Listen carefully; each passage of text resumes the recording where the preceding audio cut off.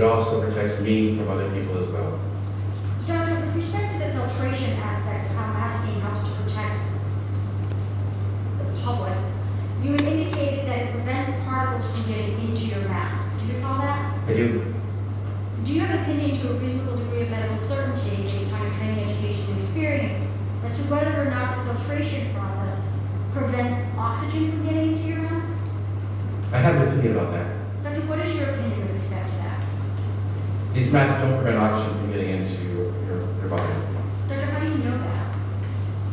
Well, it's actually been studied.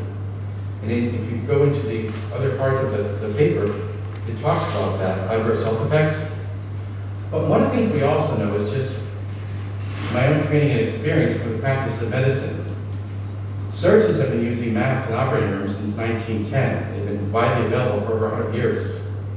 So we know that surgeons use these things in operating people for very lengthy periods of time. We've been using these in healthcare for over a century. So not only do we trust the literature that's cited in the adverse health effects of mask wearing, I also trust my own experience, just the knowledge of my profession, that we've been using these in common everyday practice. But have you used them in everyday practice for a period of 6 or 7 hours straight? So people do use these in everyday practice. Surgeons in particular have prolonged operations, and they do wear them for a prolonged period of time. Some of the studies looked at people wearing these for a prolonged period of time as well. So these studies, because I didn't find any in the one that you were looking at. So I'd have to break down each individual study, but they go into various lengths of time where they will look based on various ages of people here. I was looking at the chart on the bottom, and I think the hairdressers, for example, I thought they said they were wearing it for 15 minutes each.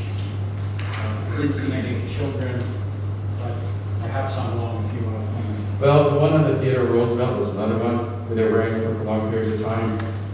And these studies in particular are actually showing their effectiveness. In other words, if you look at the paragraph above where it says adverse health effects of mask wearing, that's where I would look. There's no chart for that. I read the studies there. But I guess I just rely back on just common sense. We've been wearing these for over a century. We do them for a long period of time. But where it talks about no change in oxygen, begins that sentence by saying studies of healthy hospital workers, older adults, and adults with COPD reported no change in oxygen or carbon dioxide. Those weren't really the concern of the masking law, right? Well, these are the groups that were studied. And they're studied for a prolonged period of time. Although I looked at every one of the studies, I don't remember exactly how long they were studied for, but it was a prolonged duration of time. And they're published in peer-reviewed journals. So I think they have scientific and medical belief.